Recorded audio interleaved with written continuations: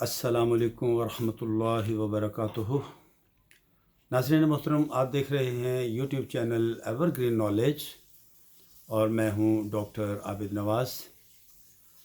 ناظرین، ہم اردو لغت کا مطالعہ کر رہے تھے۔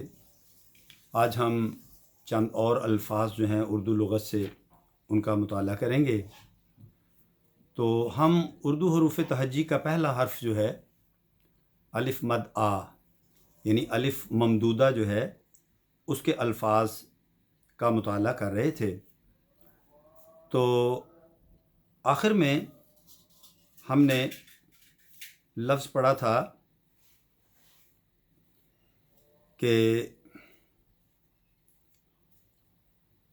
آ بیل مجھ کو بھگوس نہیں میں تجھے بھگوسوں، یعنی آ بیل مجھے مار۔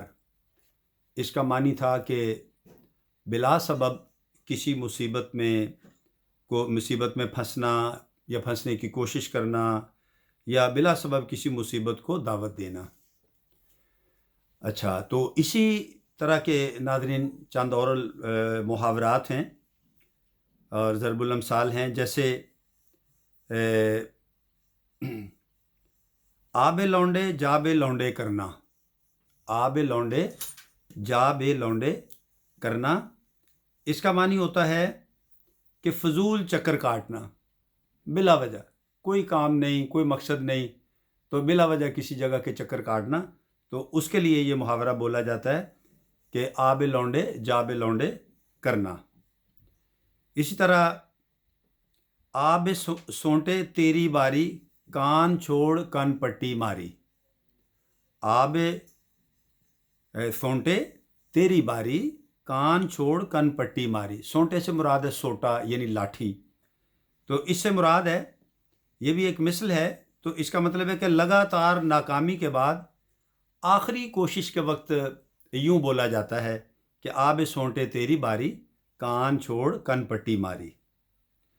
اسی طرح ایک اور مثل ہے آ پڑوسن لڑ یا پھر آ پڑوسن لڑیں۔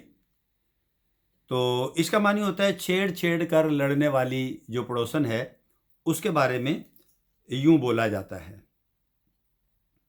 اسی طرح ایک اور ہے آ پڑوسن مجھی سے ہو، یعنی یہ بھی ایک مثل ہے۔ اس کا معنی ہے کہ اپنی طرح دوسرے کو بھی مصیبت میں مبتلا کرنے کی دعوت دینا، اس کو بھی اپنے ساتھ گویا کہ گھسیٹنا، جیسے کہتے ہیں نا کہ ہم تو ڈوبے ہیں صنم، تم کو بھی لے ڈوبیں گے۔ اور اسی طرح ایک اور ہے آ دلدر کاندھے پر چڑھ بیٹھ۔ آ دلدر کاندھے پر چڑھ بیٹھ، اس کا مطلب ہے کہ تو بہت ہی کاہل ہے۔ جس سے یہ کہا جائے تو مراد ہے کہ وہ شخص بہت کاہل ہے۔ اسی طرح اب ہم ایک اور لفظ ہے جس کا وہ لفظ ہے آب۔ ناظرین، آب لفظ جو ہے اس کا لفظی معنی ہوتا ہے پانی، لیکن اس کا ایک معنی پسینہ بھی ہوتا ہے، ٹھیک ہے۔ اس میں ایک شعر ہے روزے وصال یار شہیدی دمے نثار، خجلت سے آب ہو گئے گوہر نہ ہو سکے۔ اور اس کا ایک معنی ہوتا ہے آب کا رس، یا آب کا معنی پتلا بھی ہوتا ہے، آب کا معنی نرم بھی ہوتا ہے، اور آب کا ایک معنی شراب بھی ہوتا ہے، اور اس کا ایک معنی آنسو بھی ہوتا ہے۔ تو اس پر ایک شعر ہے کہ گر یہی دن رات کا رونا ہے فرقت میں ضرور، گر یہی دن رات کا رونا ہے فرقت میں ضرور، ہاتھ دھو بیٹھیں گے آخر دیدائے پر آب سے۔ ہاتھ دھو بیٹھیں گے آخر دیدائے پر آب سے۔ اور ایک اس کا معنی ہوتا ہے جی بلند۔ اس پر شعر ہے ناسخ کا کہ دشمن سے بھی نہیں ہے حسینوں کو کچھ ضرر، دشمن سے بھی نہیں ہے حسینوں کو کچھ ضرر، رہتے ہیں آب و باد میں روشن چراغ گل، رہتے ہیں آب و باد میں روشن چراغ گل۔ اسی طرح آب کا ایک معنی ناظرین ہوتا ہے صفائی یا چمک یا دمک، یا ایک اس کا معنی ہوتا ہے رونق۔ تو اس پر بھی ایک شعر ہے، خط سے نہ کم ہو کیونکہ رخ یار کی چمک، خط سے نہ کم ہو کیونکہ رخ یار کی چمک، جاتی رہی ہے آئینے کی زیر زنگ آب، جاتی رہی ہے آئینے کی زیر زنگ آب اسی طرح آپ کا ایک معنی ہوتا ہے ناظرین دھار یا کاٹ، یعنی تلوار کا جوہر۔ اسی طرح اس کا ایک معنی عزت ہوتا ہے، اور اسے عزت کے معنی میں مذکر بھی لکھا ہے، مگر یہ صحیح نہیں ہے۔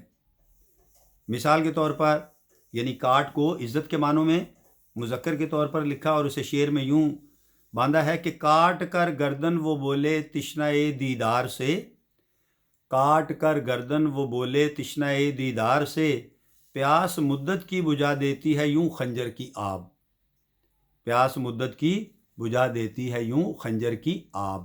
یہاں خنجر کی آب سے مراد ہے خنجر کی کاٹ۔ اسی طرح ناظرین اگر اس لفظ کو ہم یوں پڑھیں آب، تو اس کا معنی ہوتا ہے گھلا ہوا یا شرمندہ ہونا، جیسے کہتے ہیں نا آب ہونا، ٹھیک ہے۔ اور یا اس کا ایک معنی ہے مجبور و بے بس۔ تو ناسخ کا ایک شعر بھی ہے اس پر کہ ساقی بھی آب ہے برگشتہ بخت سے، ساقی بھی آب ہے برگشتہ بخت سے، دریا ہمیشہ خشک ہے جام حباب میں، دریا ہمیشہ خشک ہے جام حباب میں۔ اور اس کا ایک معنی آب کا ہوتا ہے پسینے میں تر ہونا، یعنی پسینے میں ڈوبا ہونا۔ اس پر بھی ناسخ کا ایک شعر ہے کہ آمد سے یار کی یہ ہوئے ہیں گلاب آب، آمد سے یار کی یہ ہوئے ہیں گل آب، چھڑکاؤ ہو گیا ہے چمن میں گلاب کا، چھڑکاؤ ہو گیا ہے چمن میں گلاب کا۔ اور اسی طرح آب کا ایک معنی ہوتا ہے بھر آنا یا امڑ آنا۔ تو اس پر بھی ناظرین اسیر کا ایک شعر ہے، دل ہوا آہن کا میری بے کسی پر آب، تیغ جب آئی گلے تک موج دریا ہو گئی۔ اور ایک لفظ ہوتا ہے آب آتش رنگ، آب آتش رنگ، اس کا معنی ہوتا ہے جی آب آتش رنگ کا معنی ہوتا ہے شراب۔ اور اسی طرح لفظی معنی تو اس کا یہ ہے نا آب آتش رنگ، یعنی ایسا پانی جس کا رنگ آگ کی طرح ہو۔ تو شراب بھی چونکہ سرخ رنگ کی عمومی طور پر ہوتی ہے، تو اس لیے اس کو شراب کے معنوں میں لیا جاتا ہے۔ اسی طرح ایک لفظ ہوتا ہے آب احمر، آب احمر جو ہے اس کا معنی ہوتا ہے سرخ شراب۔